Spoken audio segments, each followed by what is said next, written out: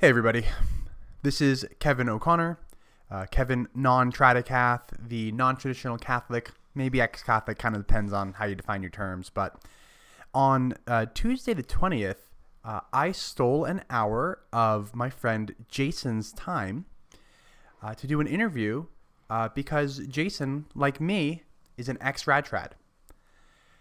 Now, turns out, I don't know what I'm doing.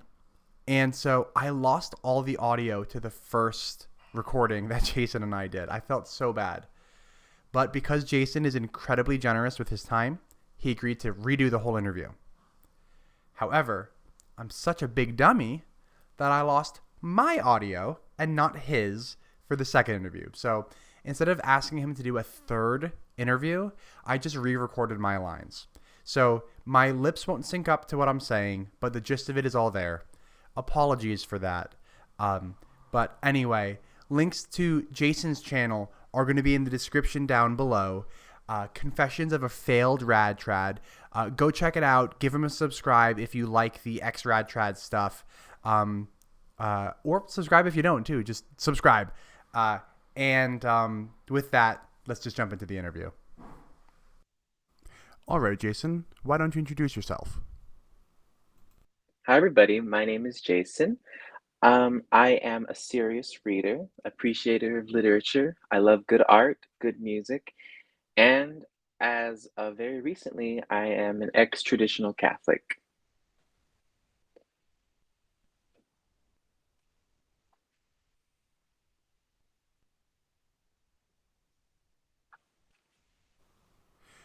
Recently an ex-traditional Catholic. Okay, so I guess that means that there was a journey in and a journey out. Well, why don't we start at the beginning? Tell me, did you grow up Catholic? I grew up culturally Catholic, so I grew up in a Hispanic household. My mom and my dad are of Hispanic heritage. My dad's from Mexico. My mom's family is from Mexico. So Catholicism was a part of the house. We just didn't really practice it as much as a family. Like, I have a Last Supper picture above the dinner table. We have Our Lady of Guadalupe in the house. We went to some of the parades for Our Lady of Guadalupe every couple years. Maybe we did something for the Nativity, and maybe we went to Mass every once in a while. Certainly, the odd Christmas or Easter, but there was never really like family praying or family rosaries or anything of the sort.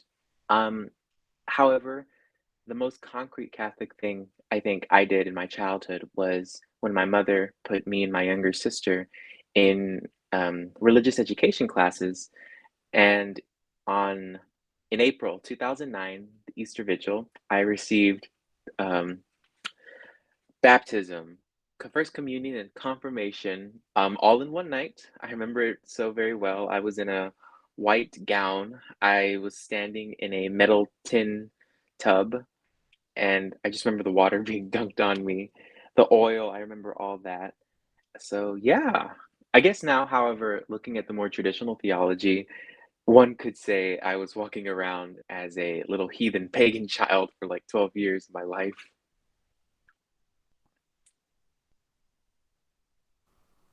That almost sounds like the opposite of my upbringing. I was raised in a traditionalist Catholic church, so I can't imagine going from non-traditionalist to traditionalist.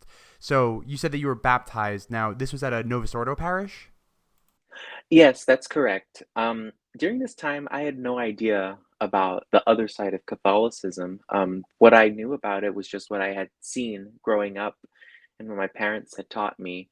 So it was not in my mind that there was this other world, other battle that's being fought out on the other side of the spectrum, so to speak. However, it was around this time in 2009 that there were Latin masses being held in my city. Um, Although they didn't quite have the numbers that they had today, there was even a SSPX chapel being run out of a hotel in my city as well. So there was that local scene here, the traditional mass, but I, as a little 12-year-old, had no idea or any idea about that. I was too busy with middle school in those days of the late 2000s.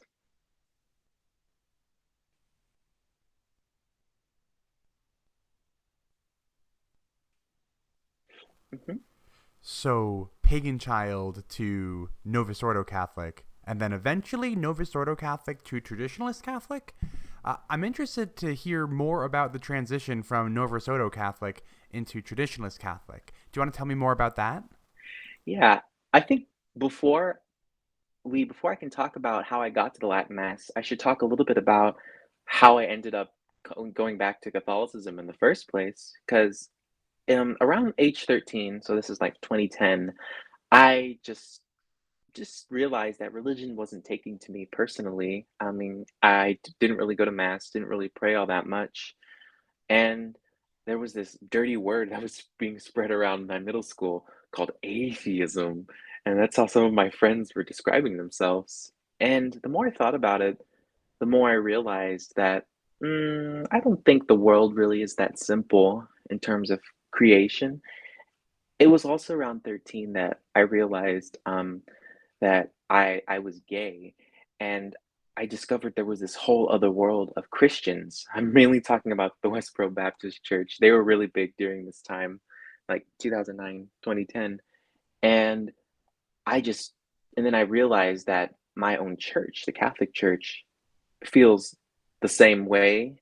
Well, when I say that, I mean it's hyperbole, but it's still homosexual acts are not allowed in the Catholic Church. And when I saw this, just I realized, I told myself, "Oh, well, why would I want to be a part of something like that?" And so I stepped away from religion. I would describe myself as an atheist at that time in middle school, going to high school. But then in high school, I wanted to try again. I wanted to try religion again because I realized that maybe the world is a little more complex. Maybe there are forces out there that we just don't understand and can comprehend. So I decided I wanted to try other things other than Christianity. We had a unit on religions in my class, world geography class of all classes, and we learned about Islam, Hinduism, Buddhism, um, Judaism, even, and Christianity, of course. So I decided, let me look into Hinduism because I had always really been fascinated with India since I was a child. And then I moved on to Buddhism, which kind of funny how I came into Buddhism. I was given a little pamphlet by a monk on on the downtown street. Nice man. I did take the pamphlet. I took it home with me. Is it common for Um, Buddhist monks just to walk around Texas? yeah, you'd be surprised. Yeah, they usually come when there's like a big festival and there's a lot of people congregating, or you see them at the airport. If you want to see all the world religions in one place, go to the airport. You will see nuns and priests and monks, rabbis, imams. And um, I even went to the extreme of trying magic and paganism.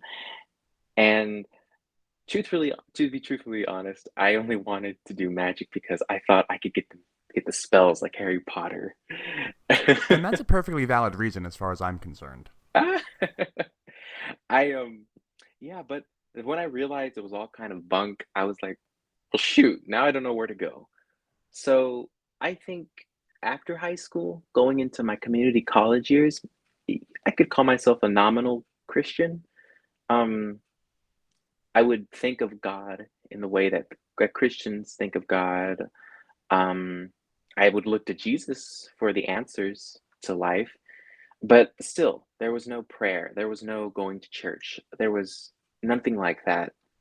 It wasn't until the my first year at a 4-year university, because I had taken time at the community college to get some credits there, that I took a class in British prose and poetry of the 17th century, where I was discovered the poetry of John Donne, Ben Jonson, Richard Crashaw, uh, George Herbert. Now, a lot of these men were Protestant, except for Richard Crashaw.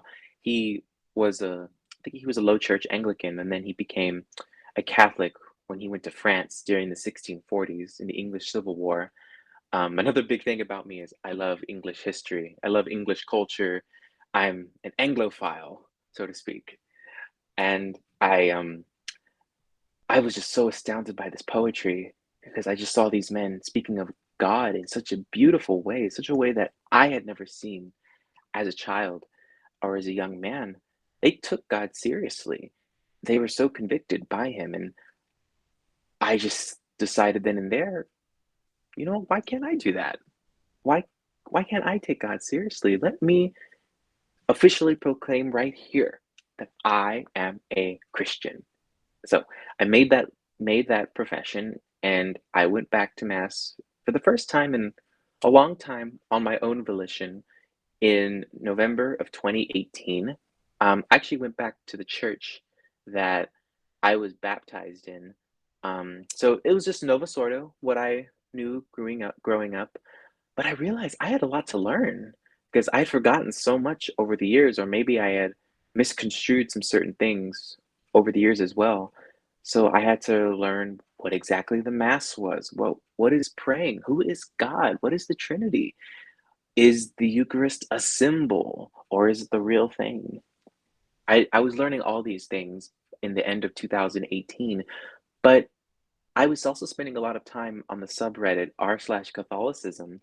Oh man, I spent so many hours there just trying to dive deep into my faith, seeing other people around my age go into their faith. It was there that I discovered this thing called the Latin Mass.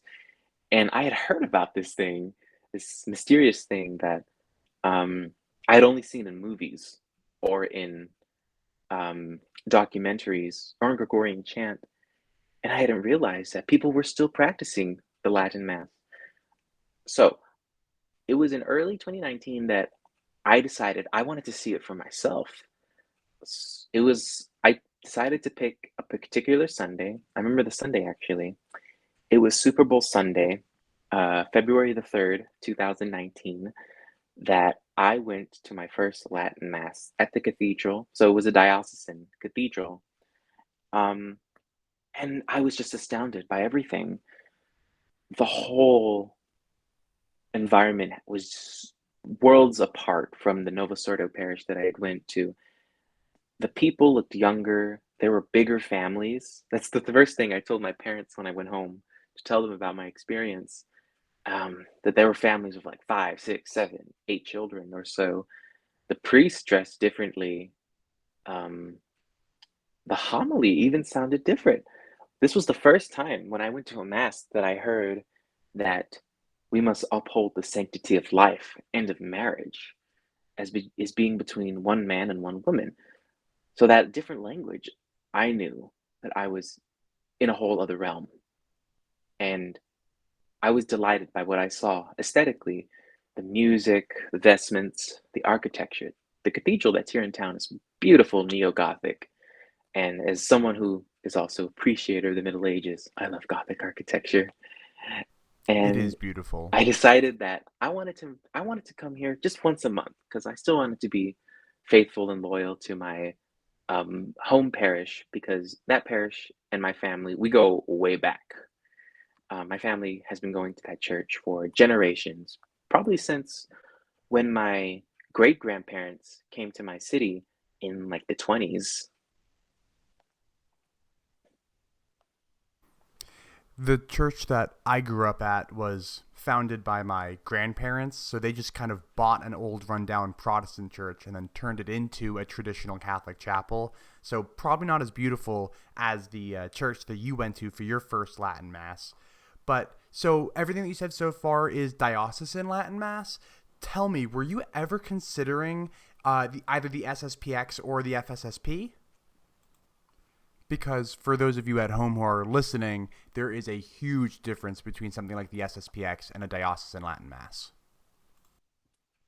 So I never really considered the SSPX because one of the things that r/Catholicism on Reddit does not allow is talk about the SSPX. I mean, I've seen questions and articles just struck down because that word was brought up. And when I looked into the history, I was thinking, oh no, why would I want to follow a society that was made by an excommunicated bishop? I mean, they're they're at the time in like 2018, 2019. I was thinking they're living in the past. Can't they? I understand, why you think the Latin Mass is more pretty, but can't we just get with the times? We can make the Novus Ordo just as pretty. And so, no, I never considered going to the SSPX. I was firmly rooted in the diocesan world. In fact, I had never heard of the FSSP or Institute of Christ the King until much later in 2019. So I no, the SSPX was just off limits to me. I did not consider or entertain going there at all.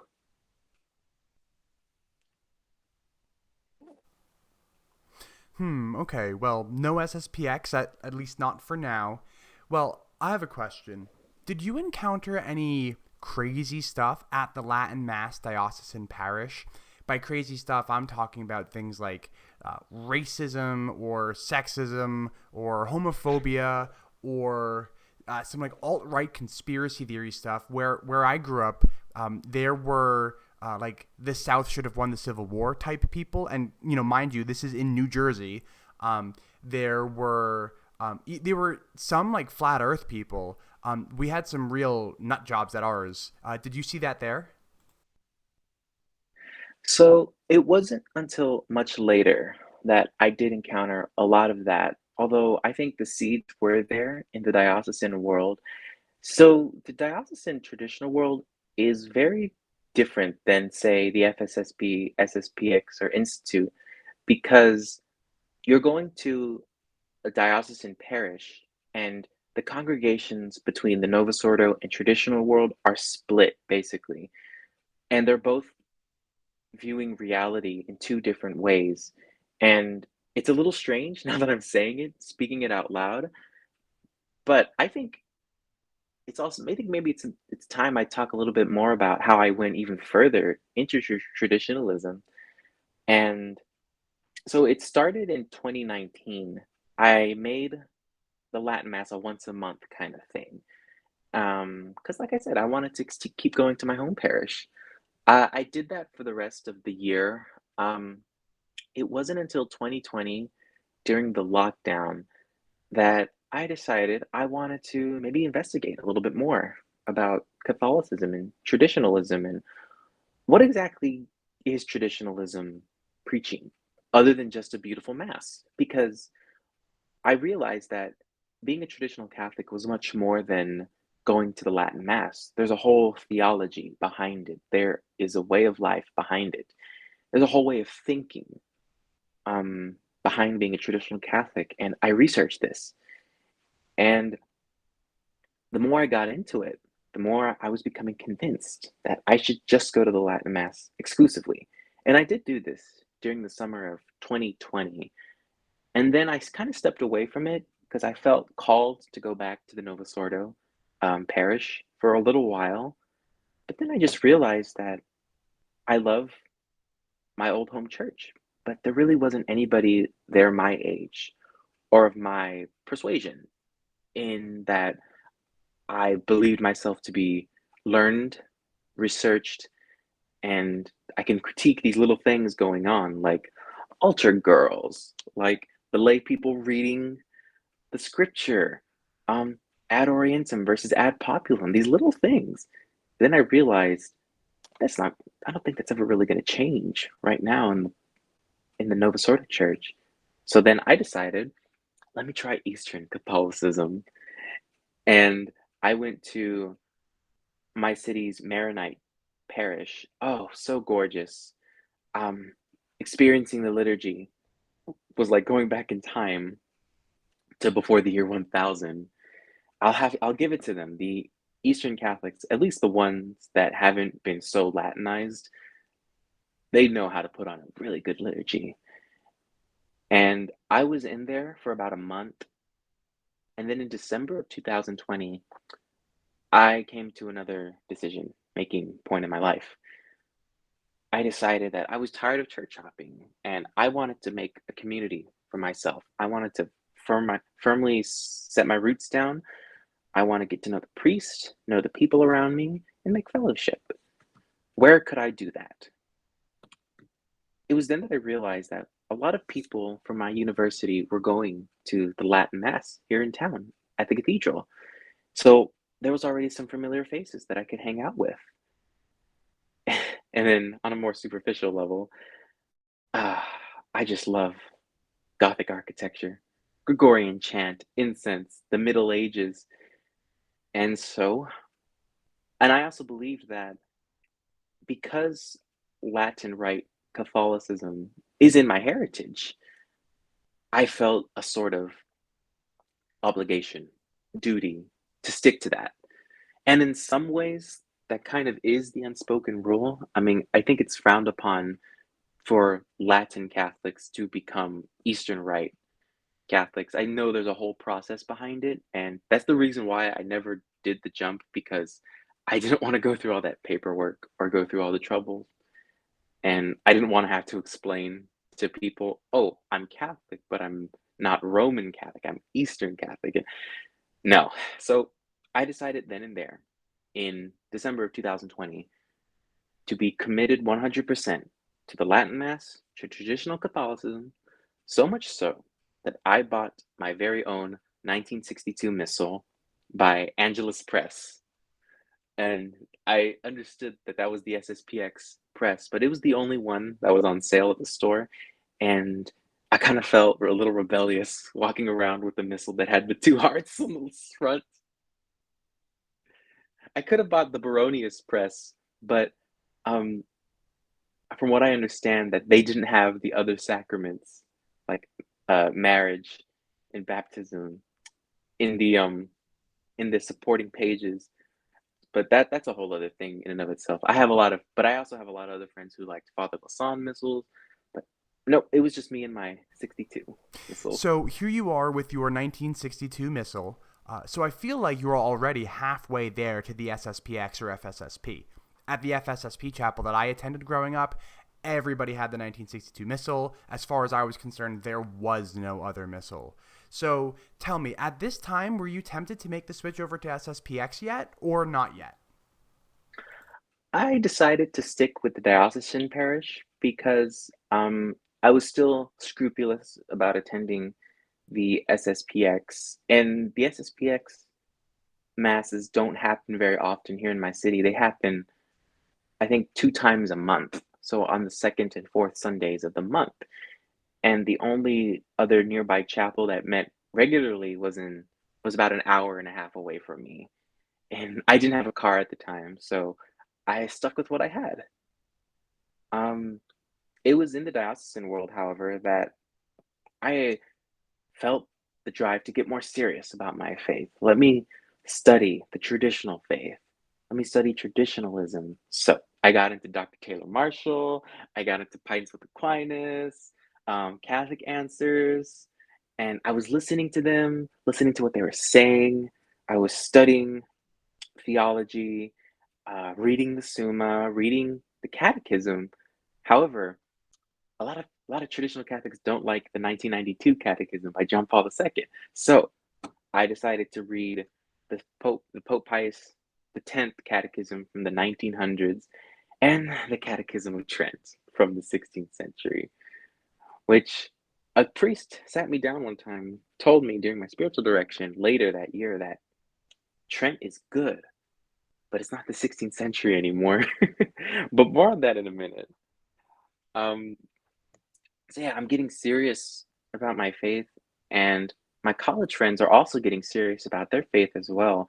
And some of them are even taking the steps to become priests, to start discerning the priesthood. And a couple of the girls were even taking steps to discern becoming nuns. And I was just thinking, what about me? Do I have a vocation? So for some time, I had thought that I wanted to be a priest. I think I thought that that sacrifice to die to yourself to give back to others for Christ is such a beautiful thing, and would be even more beautiful and scary even um, to serve the Holy Mass. And I decided, you know what, I don't have much to lose. Let me see if there's a vocation within me.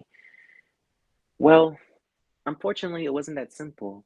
I had considered all the impediments that could be there, However, in the fine print, it was right there that I researched that the Catholic Church will not ordain or um, put anyone into the religious life if they have deep-seated same-sex attracted um, tendencies or feelings. And I was heartbroken, honestly. I felt cheated out of a vocation. And when I thought that, I was like, am I doubting God? Am I doubting his perfect plan? I but it was from then on that I wanted to find some way to make this work somehow because it said that people with transient um, same-sex attracted feelings, so that means it comes and goes. It's a possibility. So I was thinking, well, I haven't really, you know, been in a relationship with another man for a couple years. I haven't really done anything in that time. Maybe it's a possibility. So I began looking more into what the church teaches about homosexuality. Although I learned I couldn't really use the word gay to describe myself, I had to use another word called same sex attracted. And SSA. yes, and then I I decided to join some groups. I joined the Courage group as well, meeting with me, a priest, and a couple of other older men, although there was a younger guy there as well. We have since become very good friends since then. Um, and I was like, okay, I'm doing this. I'm getting serious. And I wanted to beef up my theology more. So I was reading the Summa Theologica. I still have the copy with me. This giant phone book edition was what me and my friends called. Um, and then I was also listening to old school sermons by people like Saint Alphonsus Liguori, um, and Saint Leonard of Port Maurice, other very famous Catholic saints who have had their sermons transcribed. Saint Jean Vianney as well. The more I dove into these sermons, the more I began to feel less good about myself, actually. Um, it can be very hard to ingest all of these sermons almost every single day, every single week, and it can do a number on you. I think the two the two sermons that have scared me the most in the traditional movement still scare me to this day to think about because there's that possibility within me that still wants to think, what if it's true? Are Saint Leonard of Port Maurice's um, "The Fewness of the Saved," 18th century sermon, which says that the majority of Christians are damned, and and likewise, pretty much the whole world is damned either way, and that not many people are going to make it to heaven. And St. Alphonsus Liguori's "The Number of Sins Until God Pardons No More." So I had this view in my head that God was keeping score of the many times I messed up and go back into confession and wondered, just okay, what tally mark are we on? I need to do my best this week not to go to confession for a mortal sin. Um, and there's other sermons out there. I don't remember what sermon this was. It might have been the Fewness of the Saved, but there was a priest who was talking.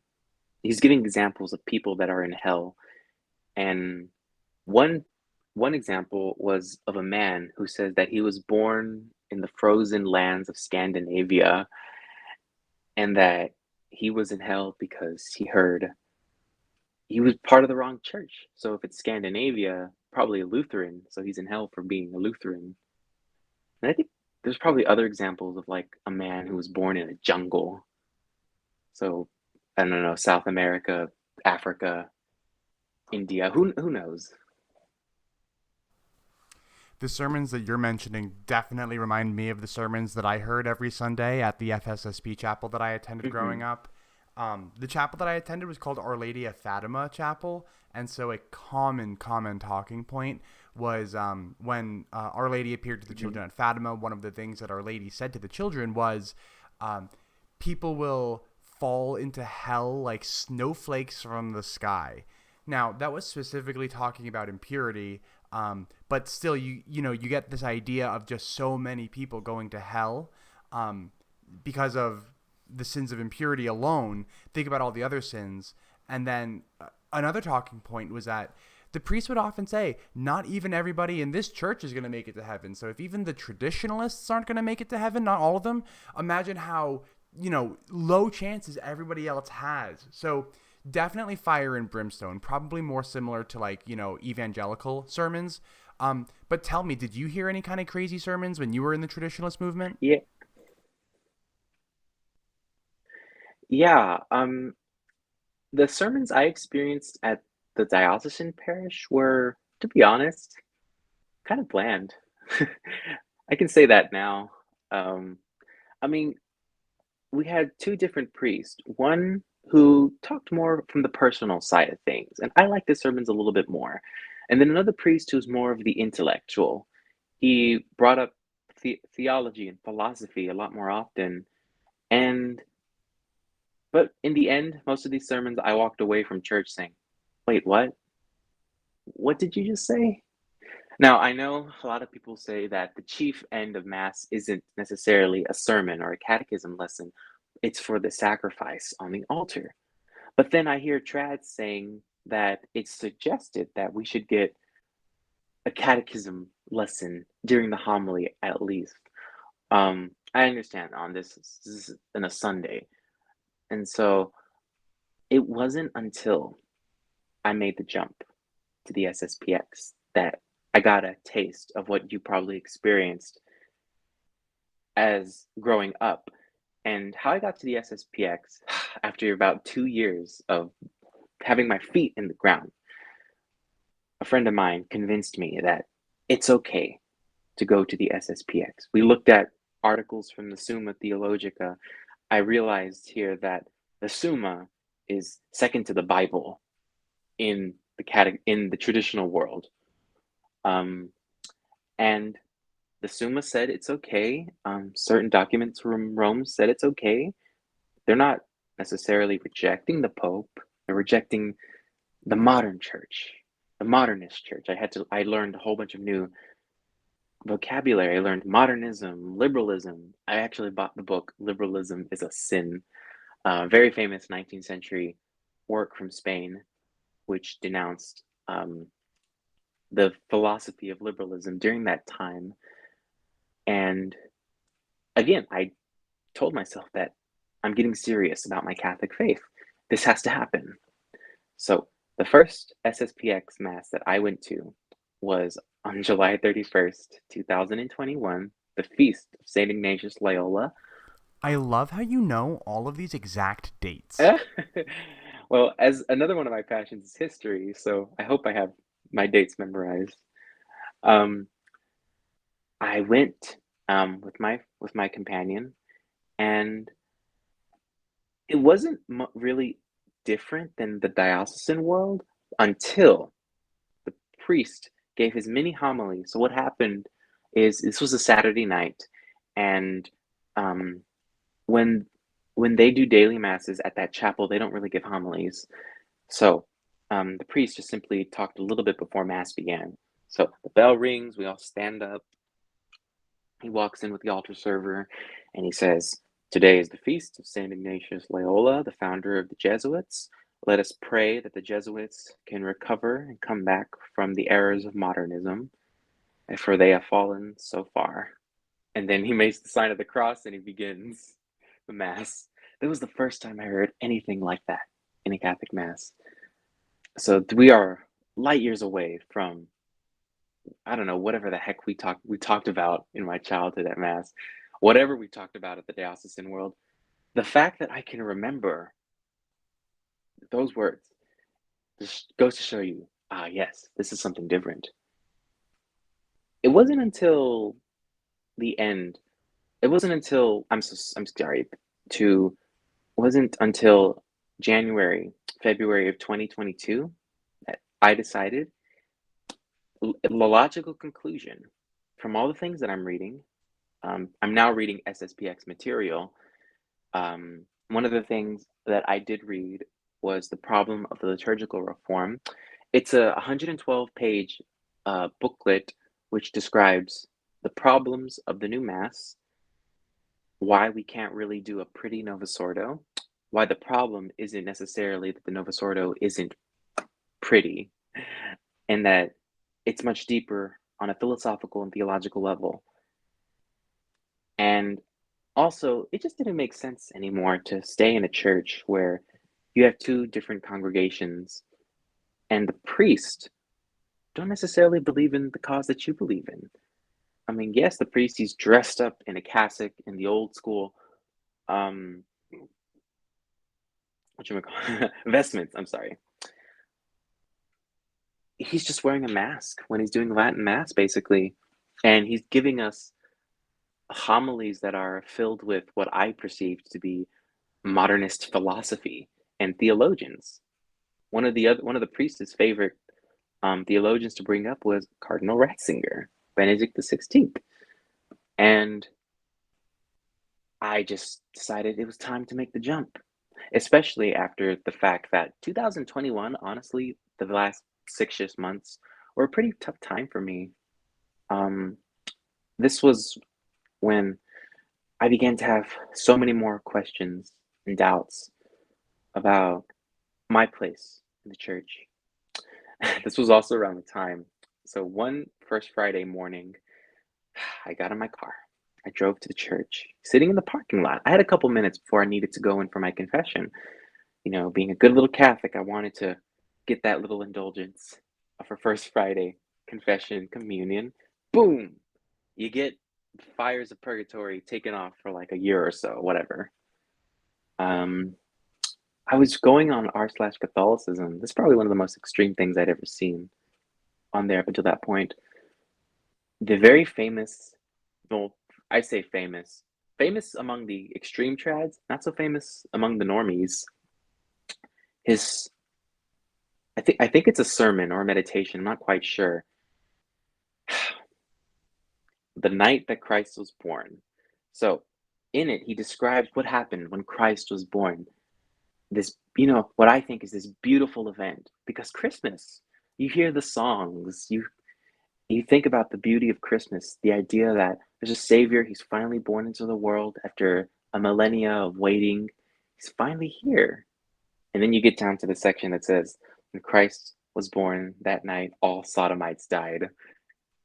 And I'm just in my car like, oh, I see.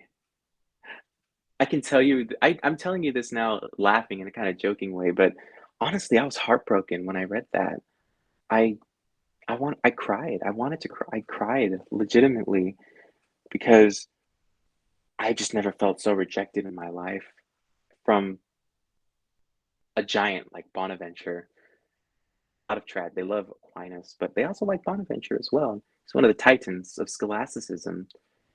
Now, one of my one of my friends called me and he quote unquote talked me down from the ledge.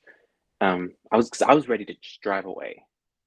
I think that was one of the few times that the door to leave was kind of opened, and it was up to me to just to pick to walk out that door. But I stayed, and I went downstairs, went to confession, went to mass, and just didn't really want to think about it for the rest of that day.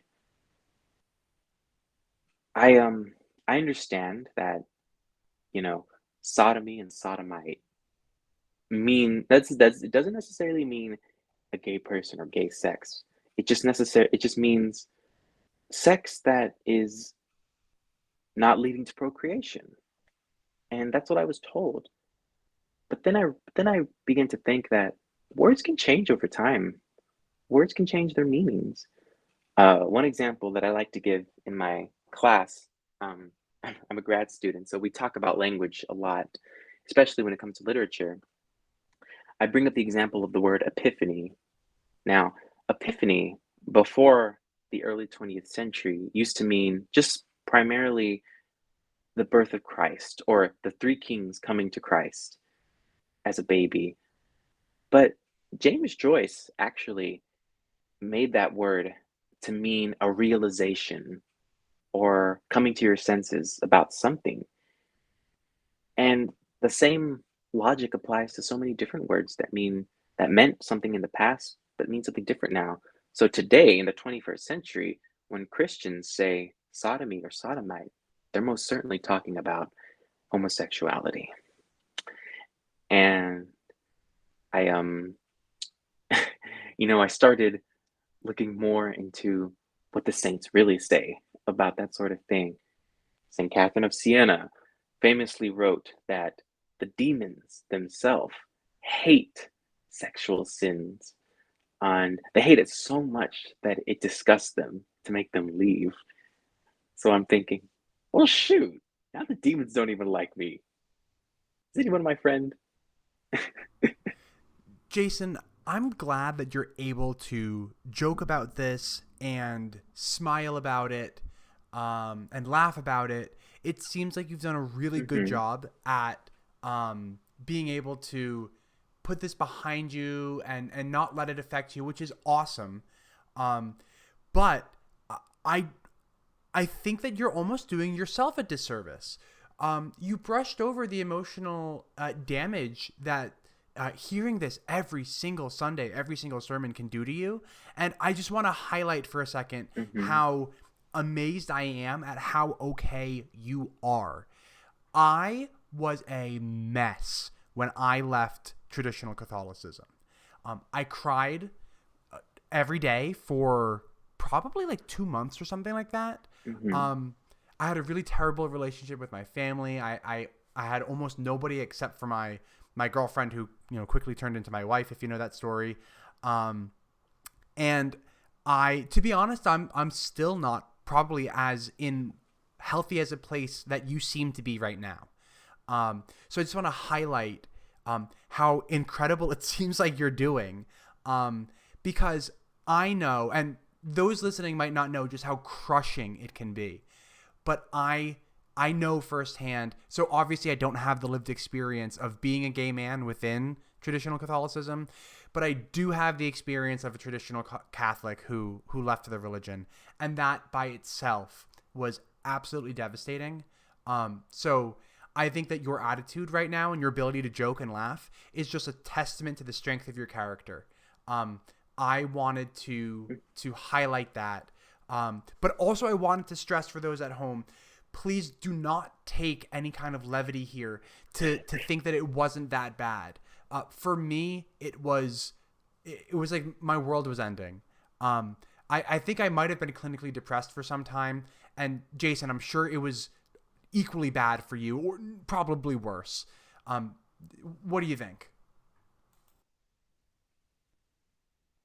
Yeah, yeah, yeah. It was devastating to come to this knowledge, come to this realization, and I was thinking, well, I don't necessarily. I reassured myself that look, the saints are in heaven. They want the best for me, and the best for me, according to them and according to God, is to not indulge in these things. So let me be in their good graces and not indulge in them. And so I made that resolution, continued going to my courage meetings, continued trying to fight off temptation, pornography, and I just struggled along, just trudged through the rest of 2021, and just trying my hardest, um, which carried on over to the SSPX. And when I was in the SSPX world, the sermons weren't necessarily fire and brimstone. They were kind of kind of average, honestly. Very forward, direct, matter of fact. The priest there had a good sense of humor, I'm not gonna lie. He was an older man, kind of a grandfather type, actually. He knew how to make the congregation laugh, which I'm like, laughing in church? This would have spun my head around in the diocesan world, but no, it was organic and it was appropriate. But that doesn't mean we didn't talk about certain things. Uh, One sermon he did, he said that I actually wasn't there for this sermon. Only my friends told me afterwards that he said God has a place for you in heaven, but he also has a place for you in hell if you don't choose to go there.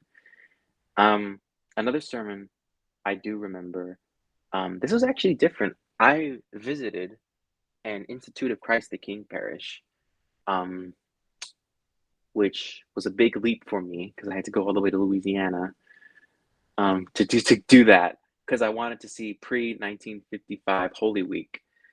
Um, which now that I realize it, I should have just saved my money, just stuck with pre with just 62, but that's another story. Um, so yes, the priest there, a French priest, and I was like, oh yes, French Latin Catholicism. He had a French accent, and he was speaking, you know, talking about how we can be consolations to Jesus because he is our good shepherd, because we're following him. But we can also be his sorrow if we choose not to. And this was especially pertinent because it was I think it was Good Friday, or yeah, I'm pretty sure it was Good Friday. And so just thinking that I could somehow make Jesus sad, hurt him, especially because I was again, there's a lot of imagery in traditional Catholicism, this idea that when we sin, we're basically hurting Christ the same way that the people in the crucifixion were hurting him. And that just made me feel so sad, so small. I don't mean to hurt Jesus, I told myself. I'm wounded. I'm wounded by original sin. And that's okay. But then I remembered, but wait a minute, I can't rack up the number of sins because there's going to come a time when God says no more. So then, as you can see, I was starting to battle with myself. I was beginning to have questions that I was afraid couldn't be answered, or I was too ashamed to bring up. To be on, to be honest, when I left my diocesan parish, I had to cut a relationship with a very good priest who I went to spiritual direction for about 6 months, and it was hard to do that. But I was persuaded that he didn't believe the same cause I believed in, and that he just infested with the modernist theology, and that there was no way he could help me. And I couldn't really even form a relationship with the priest at the SSPX chapel either because they're always moving everywhere. They have to be in this state, in this parish, this chapel. They have to move so much that it's really hard to get spiritual direction. So I kind of turned inward. I just stuck with my books. I sought friends for help, and this this built more and more and more. And then in the summer, this year actually, I began to let my mind wander a little. I began to, ask some questions. Um, Let me turn to non-Catholic sources, which was very scary to do. Um, I remember that I wanted to undertake this reading project of reading the great works of the 19th century, and I wanted to read Thus Spoke Zarathustra by Friedrich Nietzsche and On the Interpretation of Dreams by Sigmund Freud, because I'm actually very fascinated by dreams. I have some pretty crazy, vivid dreams that I have written down and I've given to my therapist who does follow the tradition of the Freudian interpretation of dreams and what the subconscious is trying to tell you in your sleep.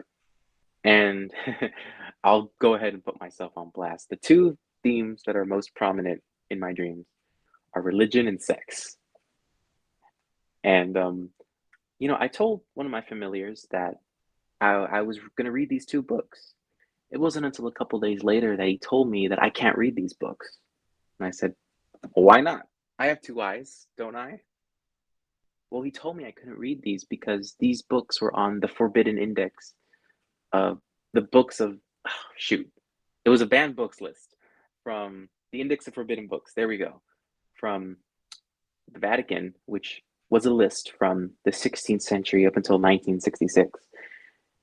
And I was I was like I was stunned because I was like, wait a minute, we're still following this? Well, yes, in a sense, there is that moral obligation to still follow this list, um, which was which was stopped in 1966 because the church realized that publications just everywhere now. There's no way we can keep up with all these books.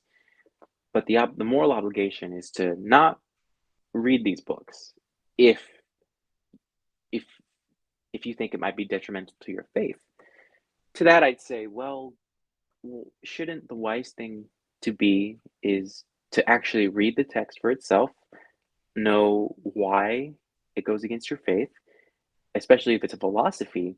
And when you're armed with that knowledge, you can go out into the world and you're better armed because you know where to discover that. I learned that some of the philosophers that traditional Catholics don't like are Descartes, William of Ockham, um, Kant, Immanuel Kant, Hegel, um, and oh, another thing that finally freed me of my scruple was I did some research. Nietzsche and Freud are never on these lists. Um, and so I was like, ha ha ha, I can read them now.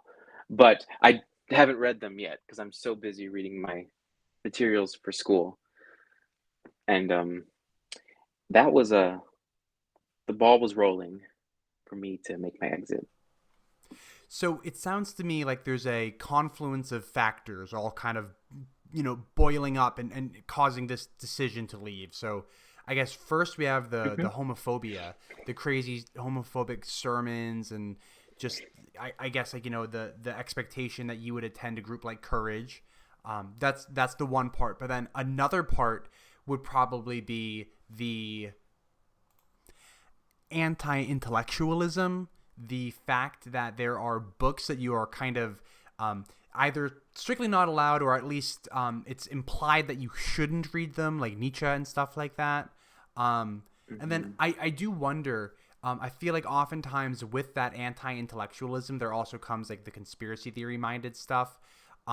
So can you tell me if there was any of that there, and was that maybe like a third reason? Yeah, tell me all the reasons why you were thinking about leaving. Yes, so everything finally bubbled up within the last summer. You're right. There was so much I was beginning to see this anti-intellectual strand that I guess I had failed to see in traditional Catholicism, as I was meeting geocentrists at these chapels. I was meeting Confederate sympathizers. Um, I even had this old man one time, a little bit after Ukraine had been invaded by Russia. He straight up said that Ukraine shouldn't exist because it was created by Jews at the end of the 19th century. And to that, I'd say Ukraine has always had its own culture and they've always been their own people, way before Russia was even a thing. Kiev was its own magnificent city when Moscow and St. Petersburg were just towns, just villages in the middle of nowhere. And the really thing that irked me the most was the Confederacy stuff. Now, I'm Hispanic American, and I actually don't have a lot of roots in the United States. My mother's family came to America 110 years ago. So I don't have any ties to the good old South, the antebellum era. There's none of that running through my family. No, my family worked on the sharecropper fields. Um, my great aunt, who passed away 7 years ago, can remember working with her parents in those cotton fields. Um, and I just didn't really feel that was part of my culture. Now, I totally understand loving Southern culture, your Southern heritage. There's great things about it. The music is awesome. The food is awesome. There's so many amazing literary figures from the South. Southern Gothic is really cool. Um, but it's another thing to idolize a a country that rebels against what you now consider, what trads consider the greatest thing ever. There was also a lot of political talk that was beginning to go around groups that I was in. I didn't join the Catholic Church to become political. I joined it for spiritual reasons. I I didn't realize that becoming a traditional Catholic meant I had to be an authoritarian far right um, person, which We had a bunch of that at the FSSP chapel that I went to growing up. And mind you, this is in New Jersey, but we had the South should have won the Civil War. We had the anti-Semitism, which kind of took the form of the Jews are infiltrating Hollywood. We had flat earthers. We had nine mhm, 11 inside jobbers. We had everything. mhm. So Yeah, the big topic that some of my familiars were wrestling with were critical race theory and gender ideology, and I actually began to say, is it really that simple though? Now, the thing that a lot of people were hung up on is this idea of cultural Marxism. It's this belief that since about the 60s or 70s, there has been a wave of college professors, college elites that have been perverting the minds of the young college students with Marxist ideology. Turns out that this is actually a conspiracy theory. This is actually a far right anti Semitic conspiracy theory. And turns out critical race theory isn't as simple as, your 5-year-old child learning that white people are all bad and racist. That's not what that is. That's critical race theory is a very specific practice in law that some lawyers learn.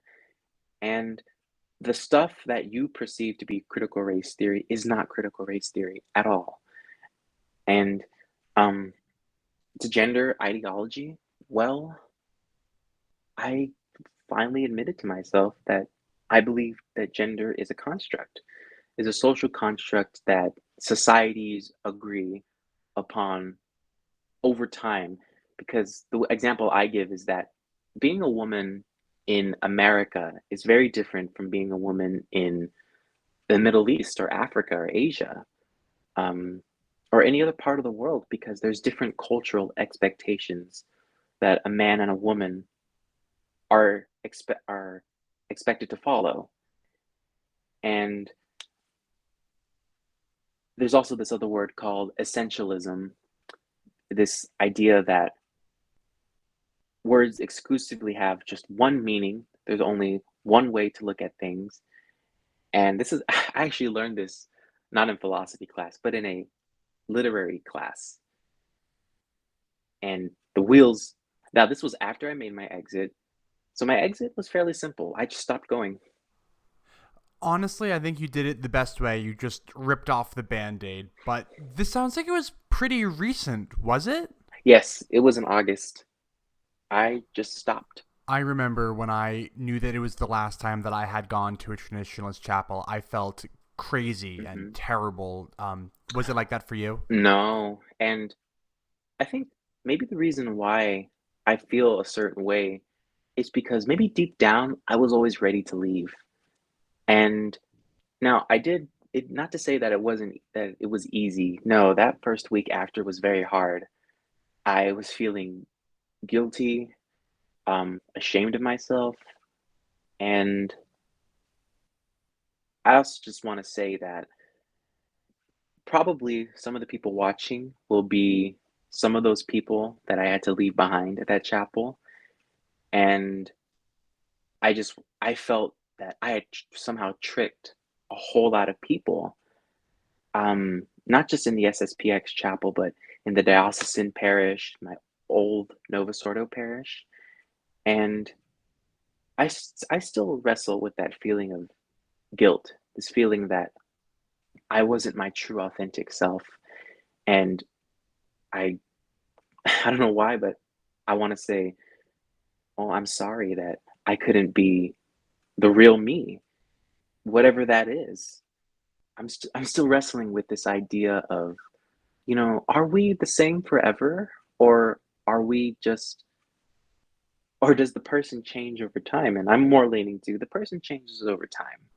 I am a completely different person than who I was 5 years ago. Me too. What was 5 years ago? 2017? Yes, 2017 was so different. I was, I was not religious. I was in the cosplay world, so I was dressing up, going to conventions every now and then. Um, I was a little heavier. Uh, but yeah, I didn't mean for this to happen so quickly. I just think that deep down up here and within my heart, I begin to tell myself that there's just no more time. Not a lot of time is left. And somewhere along the lines, I probably resigned that maybe not going to stay here for too much longer. And I don't know how else to do it other than just to walk away. So I imagine, so I know at this point that you're not a traditionalist Catholic, but I imagine that you're not Catholic at all anymore. Now, there's a lot of options, right? So there's all the non-Catholic Christianities, then there's all of the non-Christian religions, and then there's no religion at all, and even no religion, there's kind of like a Mhm, myriad of different beliefs that you could hold. So, now that we're warmed up in our conversation, do you want to tell me mhm. uh, where are you now? Are you religious at all? Are you not religious? Are you something in between? Tell me. Yeah, that's kind of a complicated question because I think That is a very complicated question, and I am very sorry for springing it on you it's after an okay. hour into the Um, conversation. yeah, it kind of depends on the day, how I feel. But if you really had to press me for an answer, I would honestly say that I'm a skeptic right now.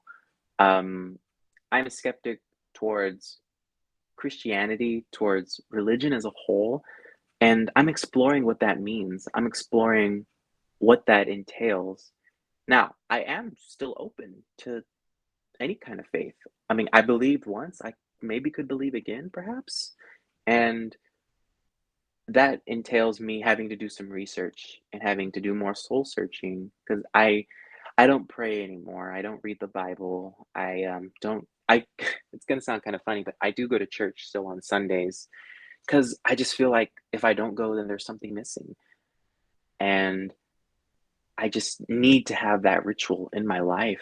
So some Sundays I'll just go to a Catholic mass, and then other Sundays I'll go to an Episcopal service, which I have found very moving, very nice. The community at the Episcopal services are very kind.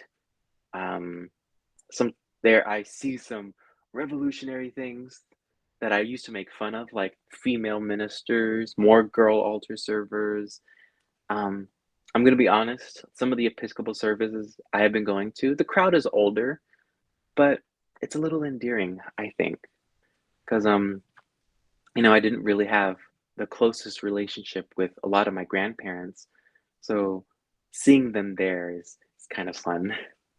Um, and What you just spoke to, the cultural part of the of traditional Catholicism, but then of any other religion really, is kind of something that I've been trying to focus on recently. yeah, Um, in in the way that like a Jewish person can be an atheist and still maintain the Jewish culture, like that doesn't exist right now for Catholics. But somebody, if Catholics want to be able to maintain the culture even after they drop their belief in the actual religion, somebody just needs to start the movement for the cultural Catholics. So that's kind of what I'm trying to do a little bit. I guess that's one of the aims of this channel, is to allow traditional Catholics to hold on to the culture without necessarily believing everything that mhm. traditional Catholics historically have believed in. So I think it's cool that you're still exploring different religions, even though you're calling yourself a skeptic right now. And before we wrap up, kind of in the same vein, Jason, I just wanted to say thank you for lending your voice to this conversation. I think that your voice is a super, super important one, and I'm really glad to have heard your story myself, and I'm super honored that I get to share it as well. Thank you, Kevin, so much. It has been quite the journey to get to where I am right now in my beliefs, um, and to be comfortable to coming on camera to saying this because I do know that people are going to see this and they're going to ask questions, and they can choose to watch this and listen to me, or they can choose not to and just make assumptions about me, which a lot of people have. Certain people have said I left traditionalism for this or that, and I just want to say that's not true. It's much more complicated than that. I also want to say that I am done with courage. I am done with that. You know, I I